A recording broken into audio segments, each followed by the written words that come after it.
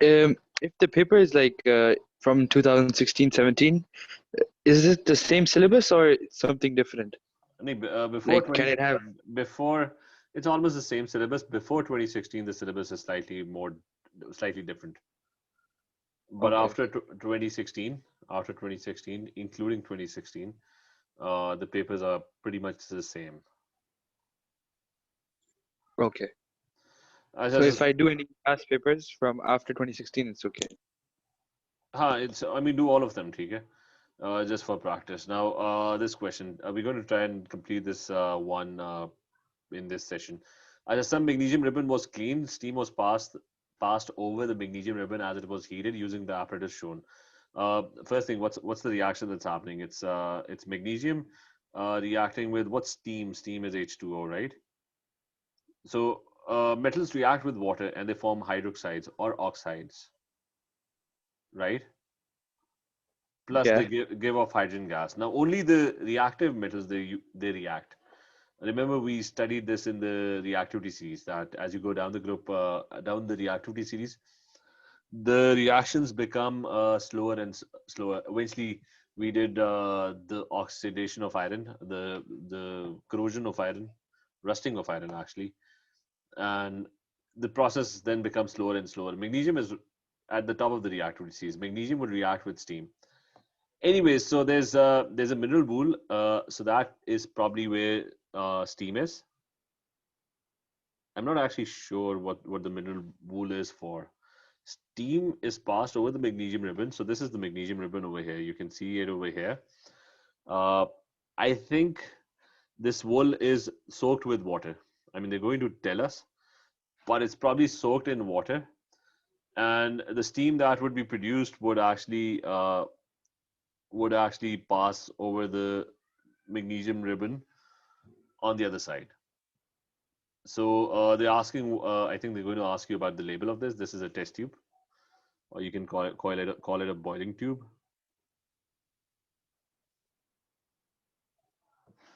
Then you have what liquid is absorbed on the mineral wool. So that is definitely water,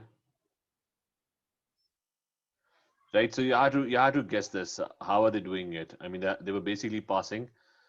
Uh, Steam was passed over magnesium ribbon, so they had given you this apparatus. So the wool was there so that it had soaked water in it, and that water would evaporate and travel. Is that clear, Bahad? Yes. I just use arrows to show two places where heat is applied. Now, magnesium is only going to react with water if it's hot. So you're going to apply heat over here. Plus, you would need to apply heat over here as well. I mean, why would water evaporate? You have to heat it so that it becomes steam and then it goes over here. Okay. Complete the box to name the apparatus. That's already done. Then you have suggest how the magnesium ribbon was cleaned. Uh, Now, how was it cleaned? So it's a very general question. Remember, all metals. So why do metals need cleaning in the first place? Especially reactive metals. For example, there's a piece of magnesium. So let's say this is So this.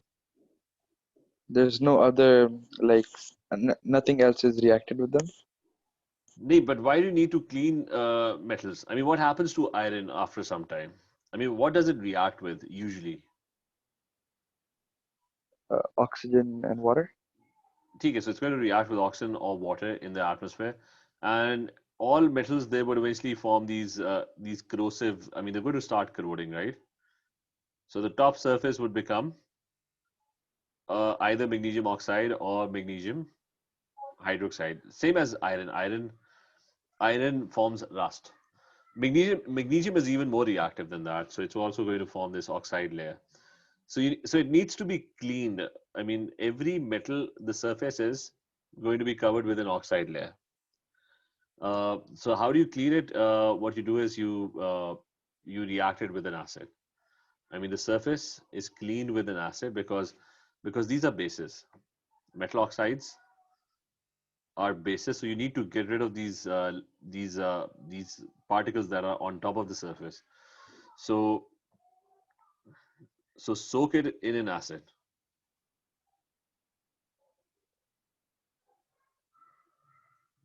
Is that clear, Mahad? Yes. Okay, I'm going to actually, so remember, ADP questions can be very general as well. And they require a lot of common sense, which is why I'm going to open just to be on the safe side. I'm going to open the marking scheme as well, so we can check our answers. Okay, my hunch is that it has to be an acid, based on the knowledge that we have already studied. Because the surface is going to be oxide, that's why the cleaning is required. So that was boiling tube.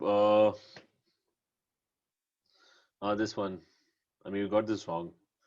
It was just sandpaper, or glass paper, or steel wool. He sanded it.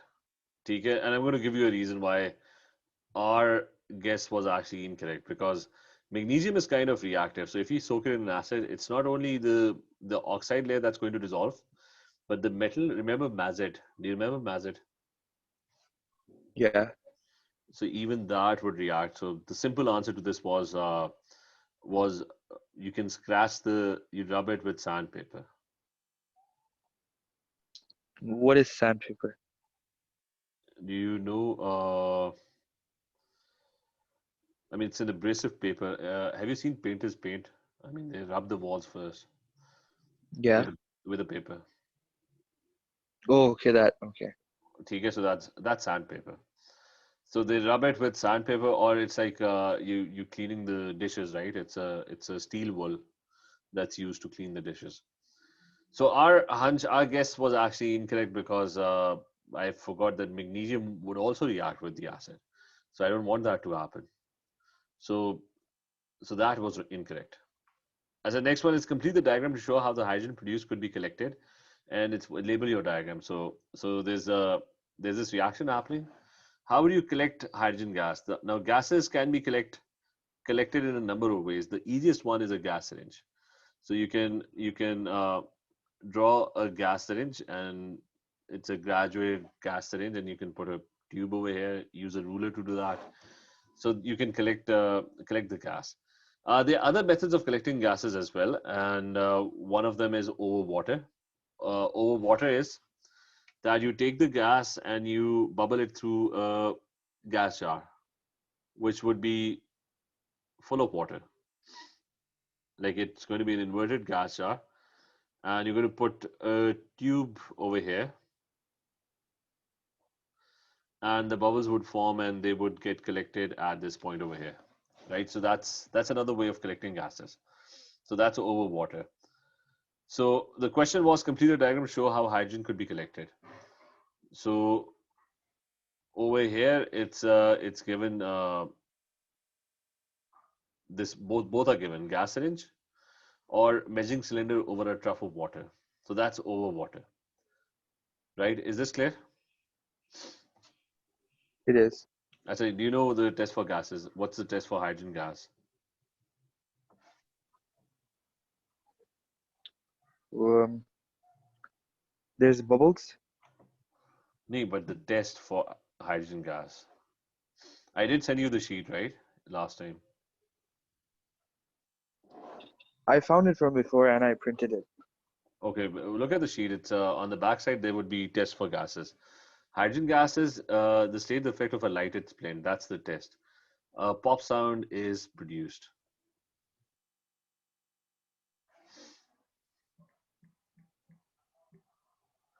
Okay, so these tests, they need to be remembered.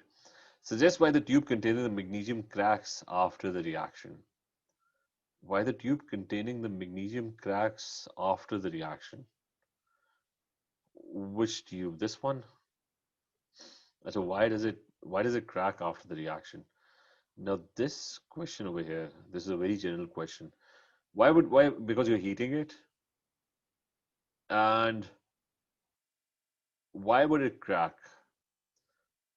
What could be the reason for it? I mean, what are the reasons? I mean, this has to be checked, because I'll give my guesses over here. There are two reasons why the tube could crack. One is that I mean, the gases are being collected. So if it's an airtight, if everything is airtight, if this entire apparatus is airtight, gases will get trapped in the apparatus, and gases expand when they're heated. So that could be one reason why the container could crack.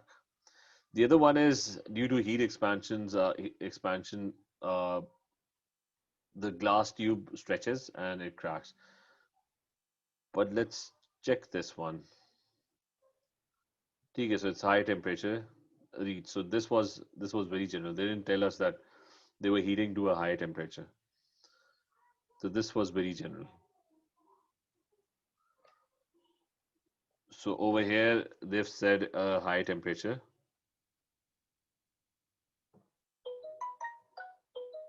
was reached.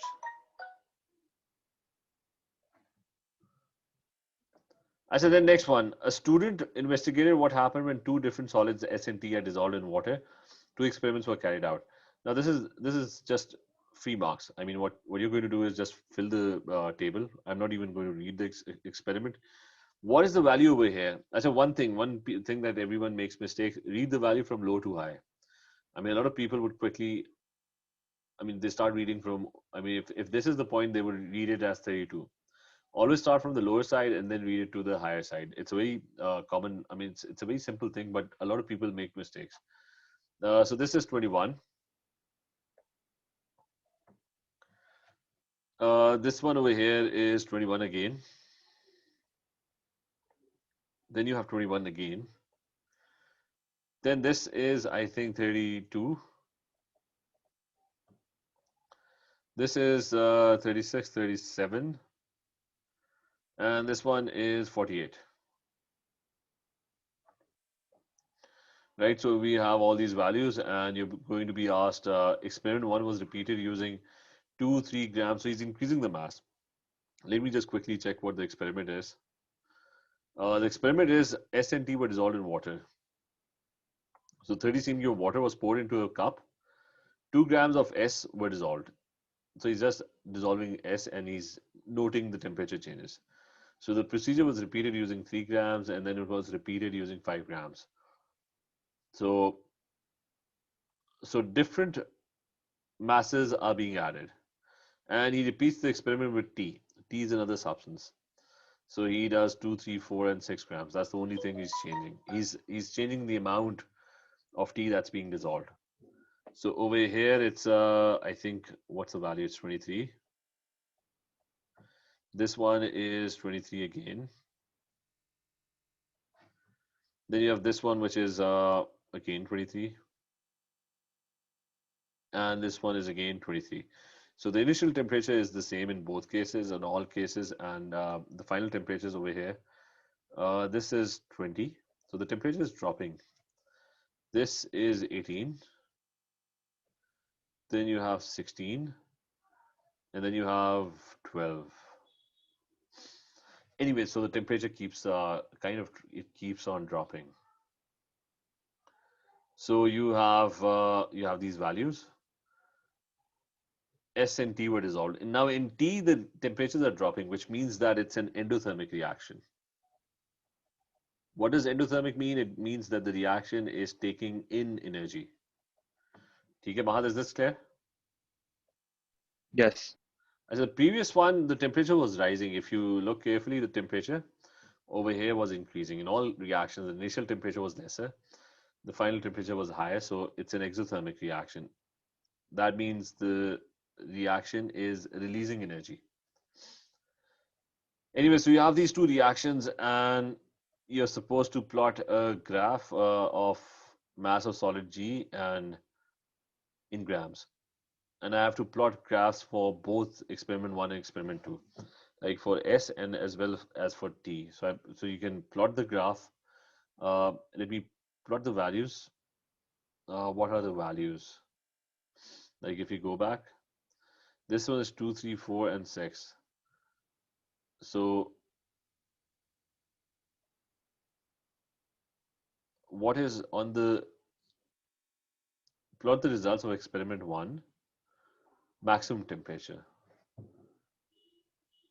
So experiment 1, you have to plot maximum temperature. Experiment 2, you have to plot the minimum temperature. So you just have to draw the graph. Maz, you'll be able to do the graphs, right?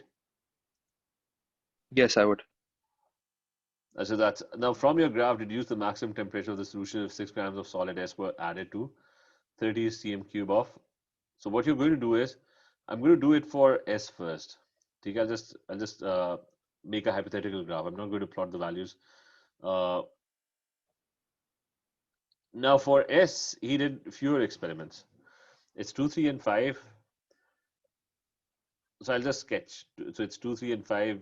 The temperature keeps on rising to 48, 32, 40, 48. So it's 2, 3, and 5. So I'll just go and have a look. This is 2, this is 3, and this is 5. And the temperature, I think, was, I mean, it was going like this. The graph was going like this, right? I mean, this is just a sketch. So how would I? So what I'm going to do is, do you know how to make a best fit line? Yes. So what you're going to do is when you're making graphs, the first point is you have to plot these points. When you have to be careful. Make sure you draw lines, and you draw lines where they intersect.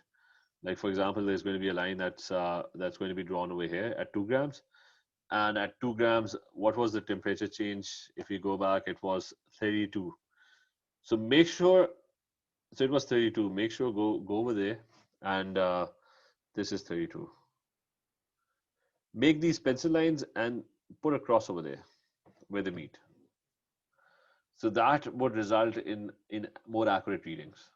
I mean, otherwise people usually get lost in the boxes and they might skip 1 or 2 boxes. Okay, is this clear, Mahad? Yes. As anyways, you're going to plot these points, and not all the points are going to be on the line. The line that you're going to draw is the one that's the best fit line. I mean, this is probably not the best fit line. The best fit line has to be close to all the points. It doesn't have to be on the points. It has to be close to the points. I mean, this is definitely not the best fit line. It's I mean, this one is probably the best fit line. It's not going through all the points, but it's close to all the points. Anyways, you were supposed to take the reading at 6 grams. So mark a line, this is 6 grams.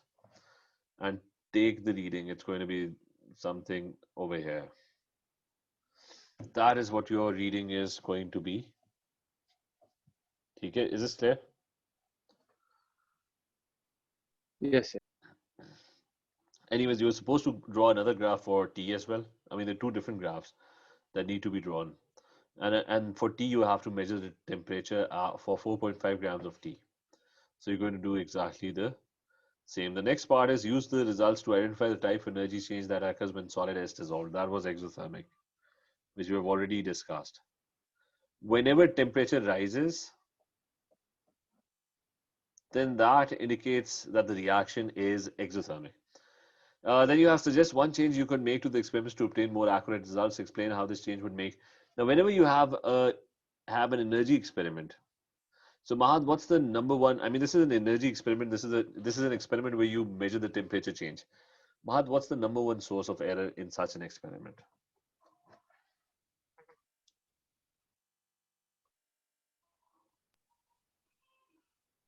Um. Like it's a heat. You're measuring heat or energy. I mean, the number one source of error is going to be related to energy. It's going to be related to heat loss. I mean, it's going to be a lot of heat loss. Like, what are you doing? You're taking a styrofoam cup and you're dissolving a 2 gram or a 3 gram substance S in that styrofoam cup, and you're measuring the temperature change. Right, Mahad? Yes. Now you're assuming that the thermometer measures the temperature correctly. But a lot of energy would be lost to the environment. So the thermometer is definitely not measuring the temperature accurately enough. Do you get the idea? Can you explain it again? Yeah, I'm just saying that the thermometer was supposed to measure the temperature, right? Yeah. But if the solution is rapidly cooling, will it measure the temperature accurately? Because there's going to be a lot of heat loss. So you have to take readings quickly, like take the reading and then put it back in. That's one way. That's one thing you could do, or you can minimize the heat loss. You can cover it with a lid. Okay. Okay, remember heat. I mean, you get very few experiments. One of them is related to heat energy. Now, heat energy, every experiment related to this, where you're measuring temperature, heat loss is the number one source of error, and you have to minimize it. So, explanation is it minimizes. So, minimizes heat loss, right? Clear?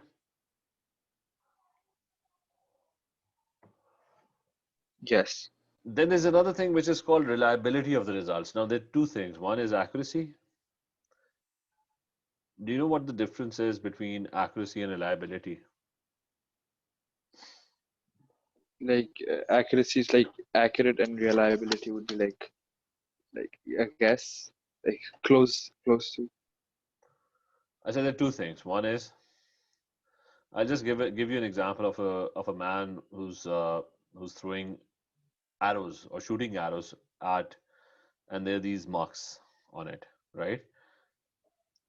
Accuracy is if he's very close to this point. I mean, this is the bullseye, right? So if he is very close to this mark, which is this one, the center point, he's accurate. Is that clear? Uh-huh. So accuracy means close to true value.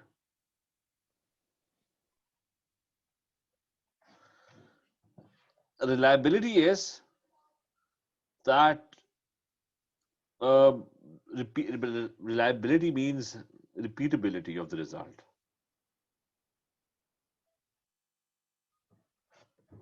Okay, so when a result is reliable, it doesn't mean it's accurate. It just means that he's getting the same value over and over again. Uh, for example, uh, for example, there's a windy day.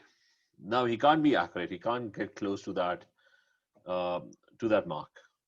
But every time there's a wind blowing and he shoots and the arrow lands somewhere over here. That means although he's not accurate, but he's very reliable. Like he's getting the same point over and over again. Do you get the point? Yeah. Okay, so they're two totally different concepts.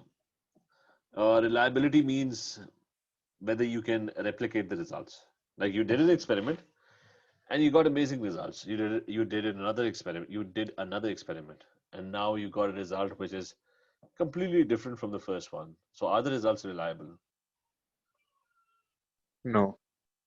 Obviously, no. I mean, you're in doubt. I mean, because you don't know. Like you did one experiment, and you're getting a temperature change of 20 degrees centigrade, and you repeated exactly the same experiment, and now you're getting a result of 40 degrees centigrade. So that means both of your results, there's something terribly wrong with it, and they're not reliable because the results are not repeating.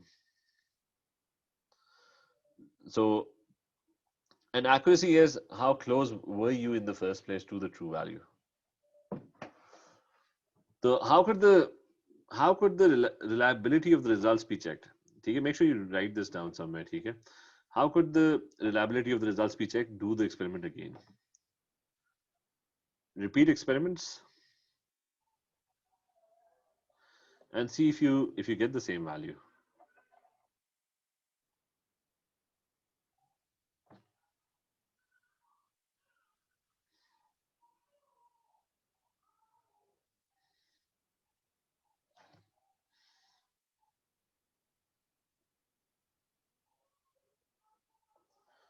As I explain how the temperature measured would be different if experiment were repeated using 60 C. Now, this is a common sense question.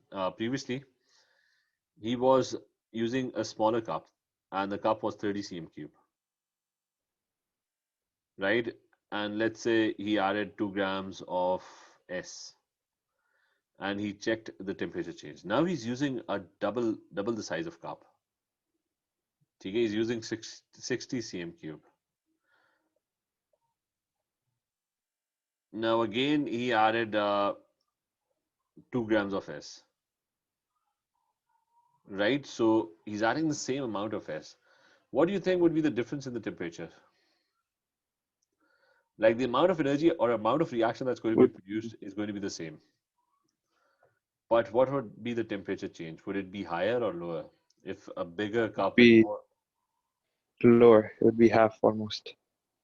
So for example, you're heating a small cup of water, it heats very quickly. But if you're heating a big bucket of water, I mean, the energy would spread out. So the temperature would not rise that much. So explain how the temperature would be different, uh, would be lesser. Why? As heat would be more distributed in the water.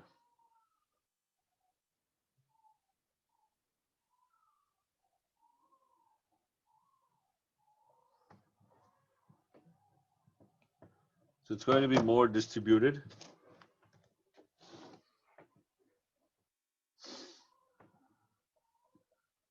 in larger volume of water.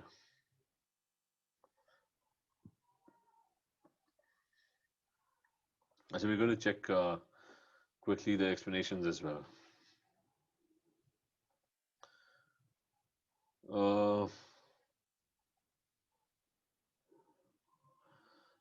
Okay, so this one was use insulation or lead. That's what we discussed. That's fine. Uh, reduce heat losses. That's fine. Repeat experiments. That's what we wrote. Lower temperature. That's also fine. And you also said because there's more water to heat, so that's fine.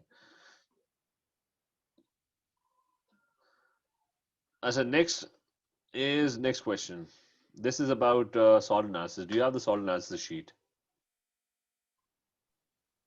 The Salt analysis. I mean the test for ions. Do you have it printed? The data sheet.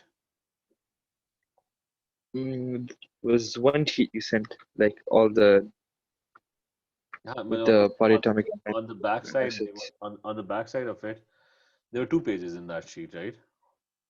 Yeah, So at the end is salt analysis, the test for ions.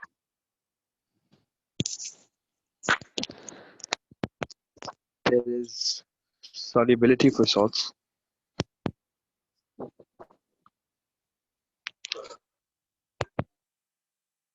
The backside, the second page.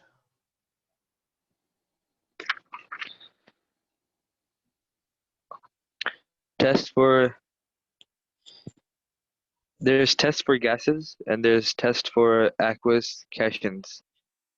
Yeah, okay, that's cations Okay. and anions as well.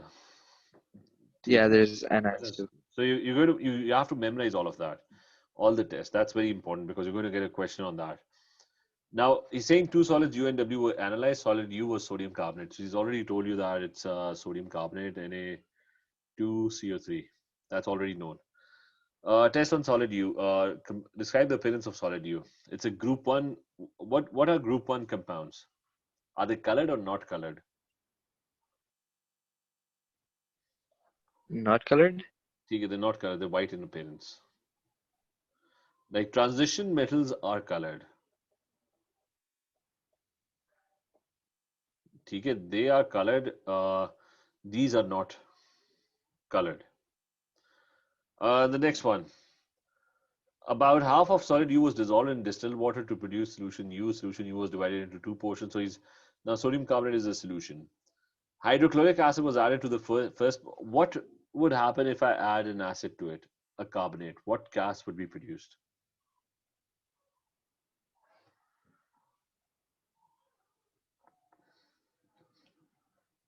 Mahat, what happens when a carbonate reacts with an acid?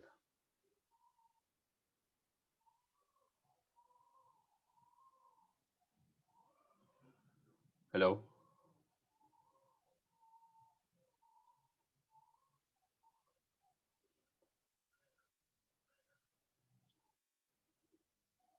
Hello? I can hear you, sir. One second. No, I'm saying what gas would be produced when hydrochloric acid is added to sodium carbonate? CO2? Okay, so and the gas was tested. So CO2 gas is being tested. What's the observation? Look at the sheet and tell me what's the test for CO2 gas.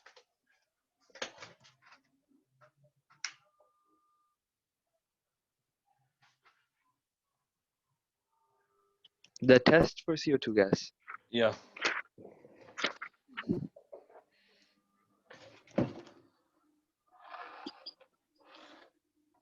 Turns lime water milky.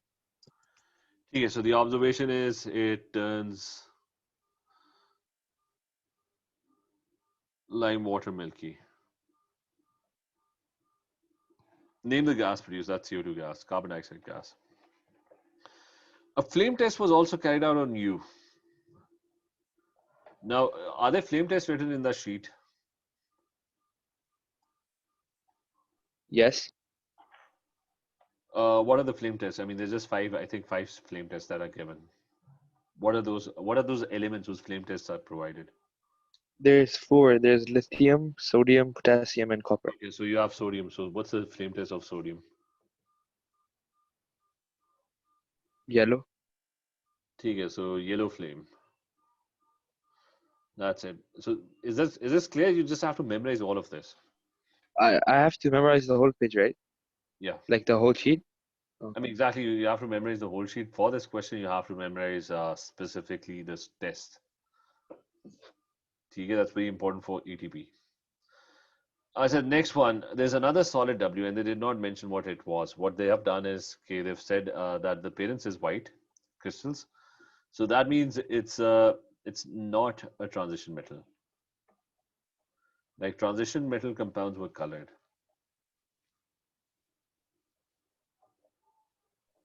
Yes. I mean, they were not a transition metal compound. Anyways, the next one is solid W was dissolved in distilled water to produce solution W. I said it was dissolved in distilled water to produce solution W. Now, so solid W. To produce solution W, solution was divided into 2 equal portions in 2 test tubes. First one, now go look at the sheet and look at the test. Which test is this? You're adding silver nitrate. Which test is this? I mean, go through the test, find out what's the test that's going to give you silver nitrate, and that will result in the formation of a white precipitate. Have you spotted silver nitrate in any of the tests? Look in anions. There's nitrate. Add aqueous sodium hydroxide, then Okay, aluminum but foil. there's no sodium hydroxide over here. Look for a test where you're adding nitric acid and then followed by silver nitrate.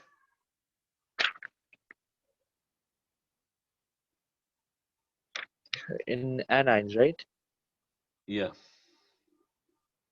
There's only one nitrate with the sodium hydroxide. I mean, this is the test. This is not don't look at the ions. Look at the test. I mean, they've described a test. Read the test and see which test is this. Okay. It's acidify with the dilute nitric acid, then add aqueous silver nitrate. Okay, so which ion is it? Chloride. I mean, does it give a white precipitate? Yeah. So that basically means this over here is Cl-1 ion.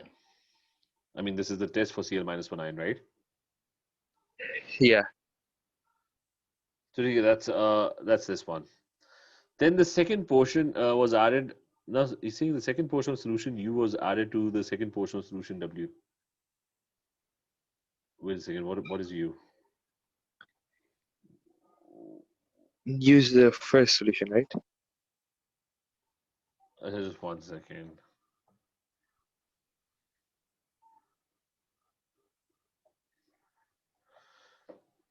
Why isn't it?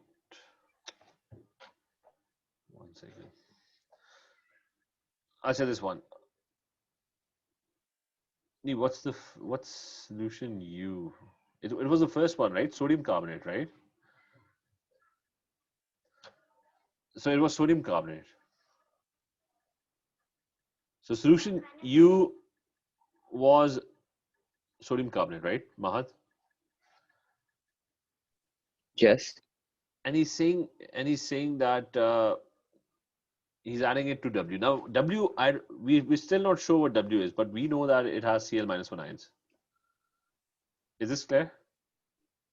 Yes. I mean, we've figured it out that it has Cl minus 1 ions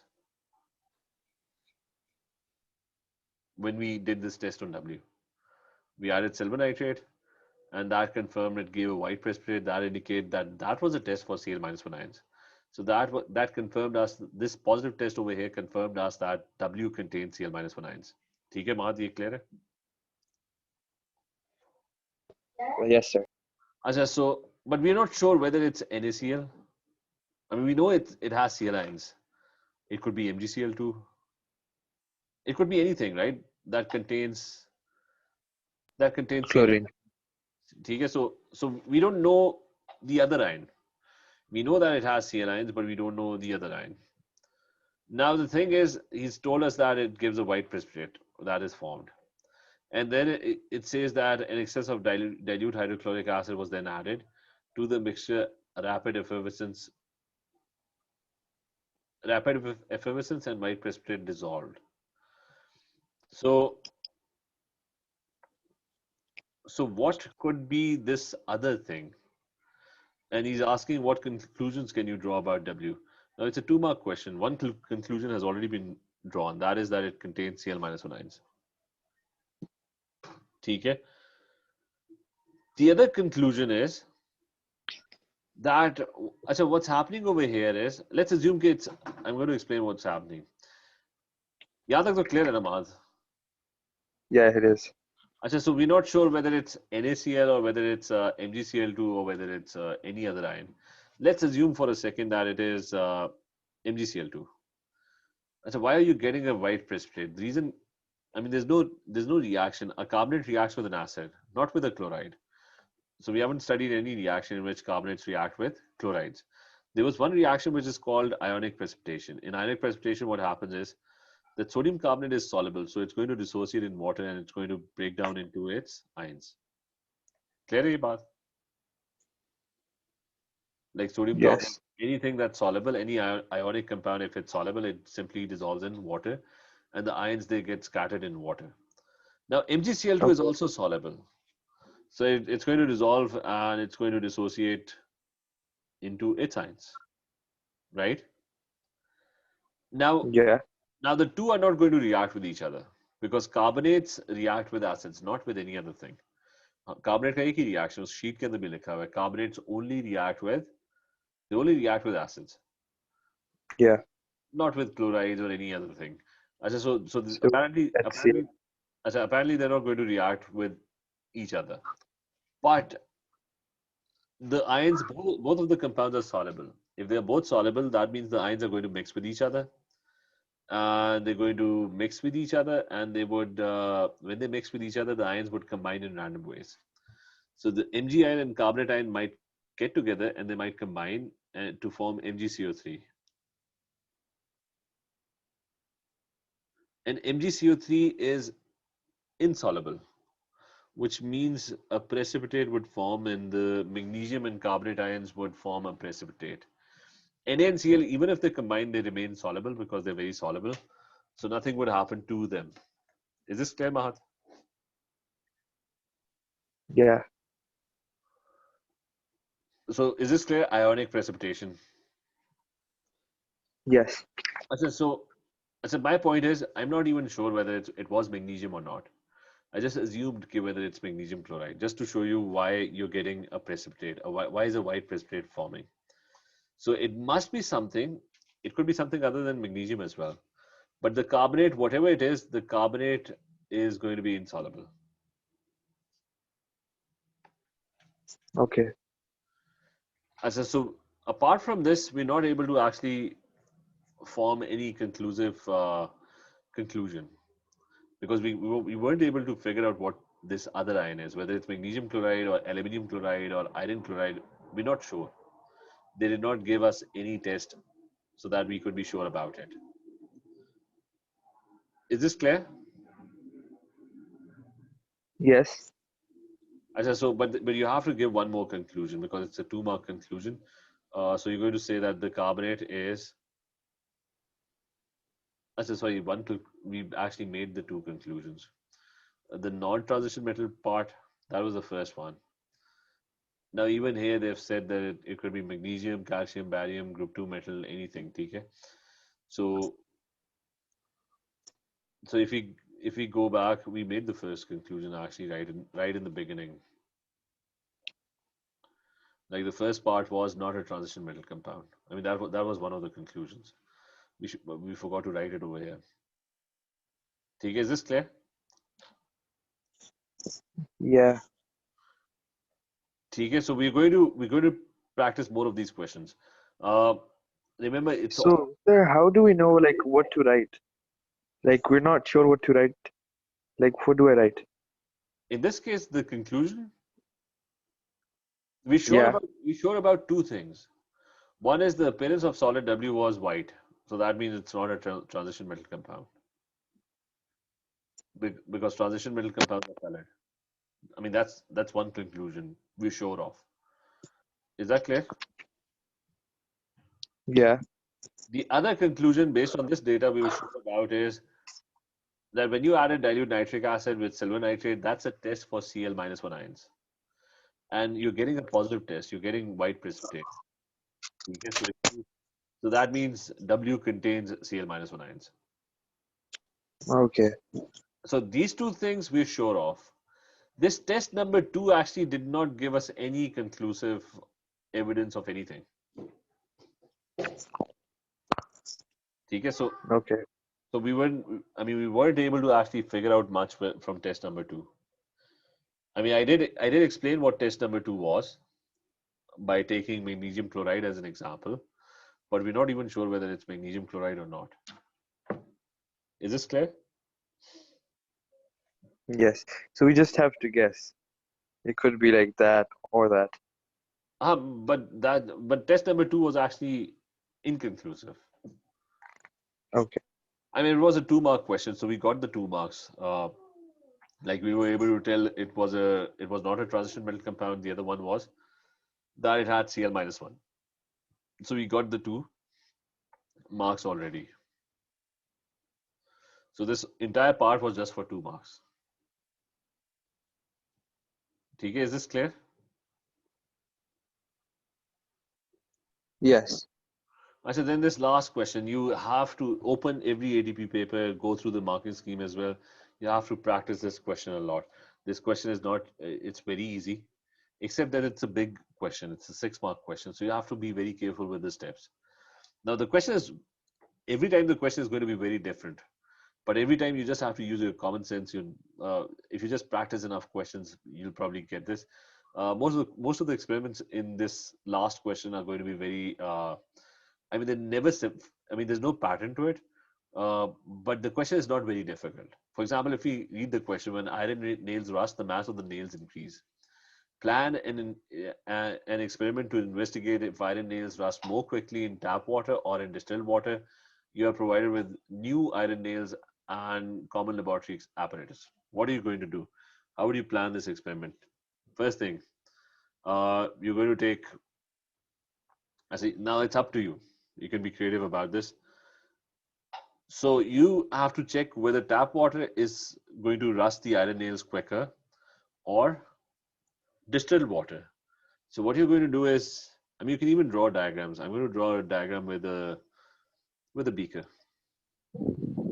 right? Okay. And I'm going to put cotton wool over here in both beakers. So it's going to be cotton wool. So what are the conditions for rusting? The oxygen and water present.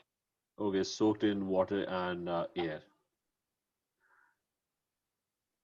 I mean, air is already there, soaked in water. Okay, so there's no water. There's just the cotton is soaked in water, I mean, and there's you air can all actually around it. you can actually add water. I mean, that's what I'm doing. I mean, that's up to you. Okay. I mean, you could have filled this with water. Okay, But no issue. then how's the oxygen gonna come? The oxygen might get dissolved in the water. Okay. Okay. Sir, what if we like put the nails on top of the soaked with water cotton and then just let it open I in mean, air? that's what I'm doing. Okay. I mean, the nails would be placed on top, right? And it's going to be soaked in water and it would be exposed to air as well. I said, when I do that, start a stopwatch. Okay, I don't know if you even need a stopwatch. Keep for When keep for several days. I said, now one we made a few mistakes. How would you? The first thing is the mass of the nails increase.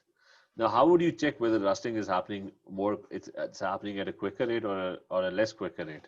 Step number one would you, be measure the mass of the iron nails.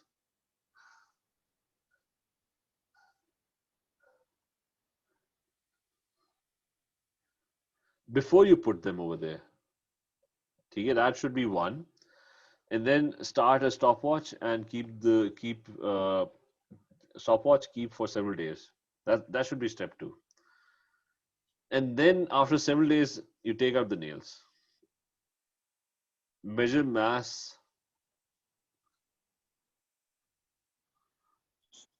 of iron nails after several days. Again.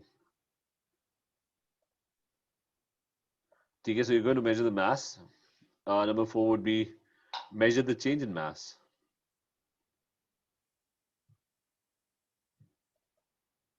Change in mass and compare. I said one thing we already missed. Remember the details. There's another detail that's missed. That is, we did not mention which water. I mean, one of them should be soaked in we have to distilled. label them, right? Yeah, one of them has to be soaked in distilled water. The other one should be soaked in tap water. I mean, you have to be. I mean, that's the whole question. It's basically you have to write about the little things. Everything has to be carefully planned. Measure change in mass and compare. If mass change is greater, then more rusting is happening.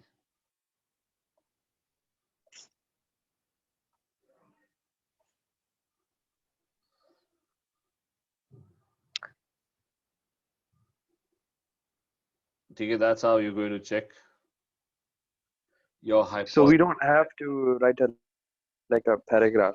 We can Yeah, so just remember draw a diagram. in chemistry, you don't have to write a paragraph. Uh, We could just give points. it's always make sure you write points. Points are much better. Okay.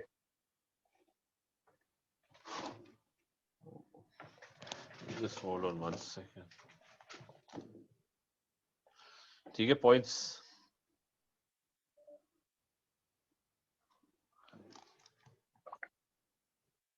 So these 4 points can give us 6 marks. I'm going to check 1 second.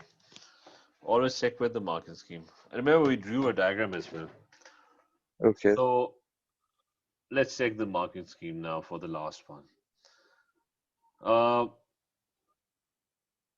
so it's a 6 mark question, right? Weigh Yeah. specified number of nails. They actually weigh the nails. It has to be a specified number. Okay, so immerse in same volume samples of tap water and distilled water in 2 test tubes. So that's another point that we missed. That the volume of water that's being used, I mean, that makes Should be sense, the right? same. It has to be a fair Yeah. comparison, okay? For a fair comparison, the conditions must be identical. So we lost, how many points did he give? He gave 7 points. So we lost 1 mark over here. So out of 7, we're down to 6. That's a sample of, we did that. M3, we got that. Suitable time, M4, we got that. Reweigh nails, that we got that. Compare conclusion, we got that. We actually lost 1 mark because we forgot to dry the nails. So we missed 2 points. One is they must have been immersed in the same identical volume of water. And the other one was before weighing them, they should have been dried. Because if they have water on them, the mass would be different. Is this clear, Mahat? Yes, sir. Ajay, so this question, the last one, make sure that you do a lot of these questions. I mean, these are very simple questions, not that difficult, but it's always some minor point that you lose. I'll just give you some ideas about these two things. I mean, when you're comparing or doing experiments, focus on identical conditions. Like every other variable must be identical, except for the variable that you're trying to investigate. Like you were trying to investigate tap water or distilled water, right? That was the variable. So every other variable has to be exactly the same, except for this the variable that you're trying to investigate. Uh, and that's it. Okay, so you can go and practice more of these questions. Let's try and do. Are you free right now? I am, yes. I should try and do a paper which is this is W17, right? So I'm going to write it on Skype. Try doing 0620 finding this paper. Do you have any papers with you? AT papers, no. ATP papers, no. I said, wait 1 second. I made a lecture as I well. can get it online. I mean, I don't have them printed, but I can get them online. Just 1 second. Let me find my lecture. I did one paper as well, actually. Don't know if it was an ATP paper.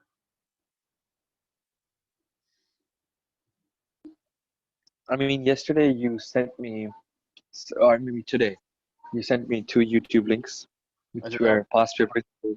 but that was a They were theory. both beauty. Yeah. I said, let me. I I searched for the ATP paper. I found it on YouTube. The one you did. I think it was 6 days ago. Okay. Yeah, I found it on YouTube. So, ठीक है, I'll send you. I'll do some. Do one paper right now, ठीक है? I'm sending you it on. I'm sending that paper on Skype. You can open it on SW18. I don't know if we did that, or you can change the year if you've already done that. Okay. Search this, and you're going to find a paper. Okay. And do I after doing the paper, should I send it to you? Yes. Okay. Okay. And circle the parts which you couldn't understand. And I shouldn't use a marking scheme right now, right? No, you should use a mark scheme if you're able to understand using. I mean, try doing it yourself. Mark the Yeah. questions where you took help from the marking scheme, Okay. and then mark the questions which you are not able to understand at all. Okay. ठीक है? चलो ठीक है. Mahan, try and do this in the next 1 hour. Can I send it to you should I send it to you today? Maybe I think I'm gonna take some food right now and then अच्छा ठीक है. But try and send it today, ठीक है? okay. But I don't know if you would be able to check it. Would be if it's too late for you. हाँ, लेकिन वो try and send it today, ठीक है? Okay. चलो, okay. Take care. Allah Hafiz. Allah Hafiz, sir.